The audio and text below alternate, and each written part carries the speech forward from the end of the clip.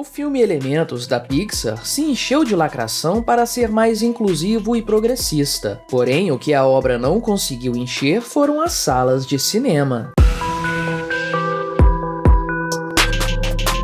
Este é o Visão Libertária, sua fonte de informações descentralizadas e distribuídas. Este artigo foi revisado por historiador libertário, escrito, narrado e produzido por mim, Quinta Essência. Esqueça aqueles velhos tempos em que a Pixar, gigante dos longa-metragens de animação, fazia filmes tocantes e marcantes que se tornavam estrondosos sucessos de bilheteria. E sim, estou falando de maravilhas do cinema, como Toy Story, Procurando Nemo e Ratatouille. Infelizmente, o famoso estúdio parece ter esgotado sua capacidade criativa. Ou pior ainda, parece que as mentes criativas da Pixar finalmente se dobraram por completo à lacração. E aí, os lucros começam a ir por água abaixo. O último lançamento da Pixar foi a animação Elementos. De acordo com sua sinopse, o filme aborda o relacionamento entre um personagem feito de água e outro de fogo, no mundo em que os 4 elementos vivem juntos. Tudo isso, é claro, com um toque nada sutil de progressismo. O filme estreou nos cinemas mundiais em junho e a expectativa era de que esse fosse mais um caso bem-sucedido da toda-poderosa Pixar. Mas dessa vez, o que a companhia obteve foi um retumbante fracasso. A animação flopou totalmente nos cinemas. O filme representa a pior estreia da história da Pixar, arrecadando apenas $30 milhões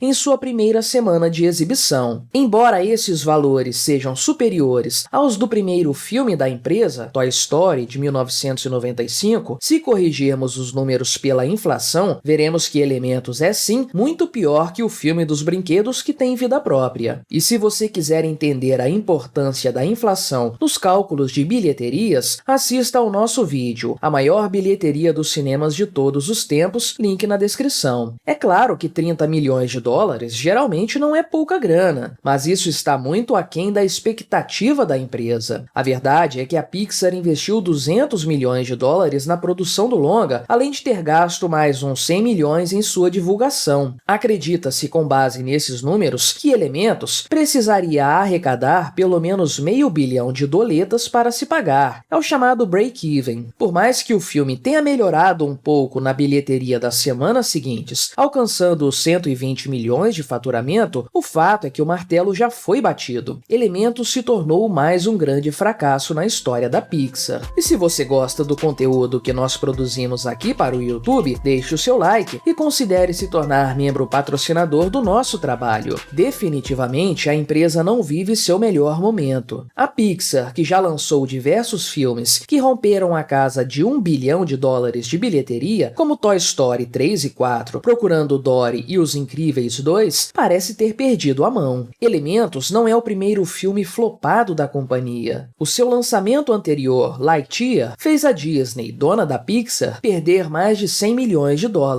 Mas afinal de contas, o que explica esses recentes fracassos de um dos estúdios mais criativos do nosso tempo? Bem, pelo menos em partes, a culpa desse fracasso pode ser da lacração, sempre ela. Você sabe bem como a coisa funciona. A Disney é mestre em enfiar progressismo em todos os seus trabalhos, e quando a empresa coloca suas garras em outros projetos, eles logo são profanados por essa agenda. Foi assim com Star Wars, foi assim com a Marvel, e foi assim também com a Pixar. Um detalhe no filme Elementos foi anunciado com muito orgulho pelo mundo progressista. A obra seria o primeiro filme da Pixar a contar com um personagem não binário. Trata-se de Lake Ripple, que aparece brevemente no longa. Por sinal, o personagem foi dublado por Kai Ava Hauser, que também se identifica como uma pessoa não binária e que festejou em seu Twitter sua escalação para o papel. No filme também aparece de relance a namorada do personagem, cujo nome é Ghibli e que também seria LGBTQ+,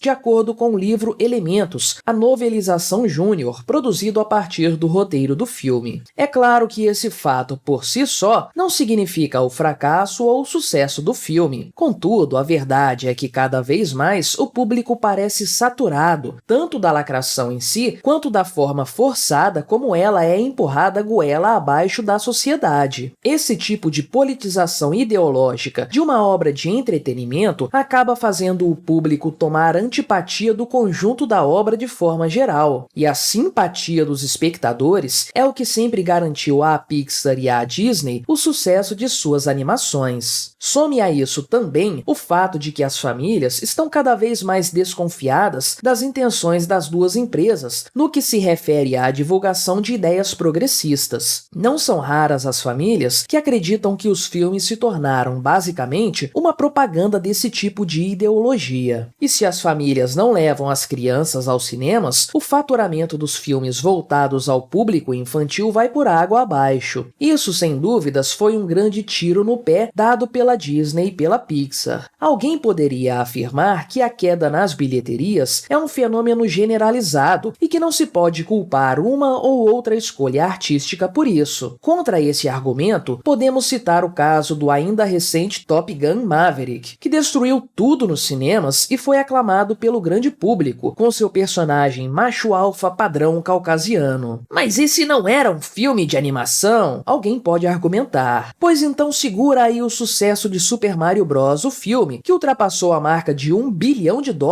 sem recorrer à lacração. Justamente por ser fiel aos seus personagens, é que a obra conseguiu cativar tanto as crianças quanto os adultos. A verdade, contudo, é que mesmo a lacração pode não ser suficiente para fazer um filme fracassar. Querendo ou não, o fato é que a Pixar já abordou temas que podemos considerar como progressistas, mas de uma forma muito mais competente, sem insultar o seu público. Pense, por exemplo, em Wall-E, um filme altamente criativo e tocante que tratava do tema do ambientalismo de uma forma bastante sutil. Outro exemplo é o próprio filme Up, cujo título de apenas 2 letras esconde uma das histórias mais lindas já criadas pelo estúdio. Se você olhar direitinho, vai perceber que o filme faz uma crítica discreta à indústria imobiliária norte-americana, e isso logo após a crise dos subprimes. Mas as qualidades artísticas do longa garantiram seu sucesso contra todas as expectativas. Na verdade, a ideia de ter um filme para crianças protagonizado por um velho rabugento até mesmo derrubou as ações da Pixar na época. Seus $700 milhões de bilheteria, contudo, fizeram o esforço valer a pena. Porém, filmes assim não têm mais lugar nos grandes estúdios lacradores. Afinal de contas, uma obra que começa contando a história de um casal de idosos que passaram a vida toda juntos e cujo maior sonho era ter um monte de filhos, não combina muito com as ideias progressistas. Agora, o mais importante é a inclusão, a tolerância, o amor pelo diferente. E de quebra, o ódio pelo tradicional, pelo familiar, pelo convencional. E é aí que mora o grande problema das atuais obras da Disney e de outros estúdios que estão flopando nas bilheterias. O que garante o sucesso de um filme não são suas intenções, mas sim seu resultado nos cinemas. E esse resultado só virá se o público se sentir atraído pelo conteúdo apresentado. Se a maior parte das pessoas não se identificar com o que é exposto nas telonas, a tendência é que elas rejeitem o filme e que, por consequência, ele tenha prejuízo. E quando você faz questão de esfregar na cara de seu público que o seu novo filme contém uma ideologia com a qual ele não concorda, bem, aí você garante que as pessoas sequer perderão seu tempo e seu dinheiro indo ao cinema. Como estamos percebendo, quando os grandes estúdios colocam sua ideologia à frente da qualidade do seu produto, os resultados param de chegar. Construir uma história original, com personagens cativantes e que emociona o público é algo do passado. Hoje o que vale é a inclusão, colocar no filme o máximo possível de minorias, ainda que isso não represente nenhum ganho para a história no final das contas. Só faltou para o estúdio combinar isso com os espectadores, porque o público, ao que tudo indica, parece não ter comprado essa ideia. Há ainda outro fator a ser levado em conta nessa questão. Outros blockbusters fora do gênero da animação também estão flopando. Lançamentos recentes como Flash e o novo filme do Indiana Jones também já decepcionaram em sua estreia. É bem provável que nas próximas semanas seu prejuízo fique cristalizado. O que está causando esse fenômeno? Esses títulos também estão cheios de lacração? O mercado do cinema mudou? Será que as pessoas perderam o interesse de ir para o cinema por causa do streaming? Bem, essas e outras questões nós deixaremos para outro vídeo. Obrigado por sua audiência. Se você gostou deste vídeo, deixe o seu like e o compartilhe com os seus amigos para difundir as ideias da liberdade. Se quiser ser notificado de outros vídeos, clique em se inscrever e depois no ícone da campainha. Até a próxima!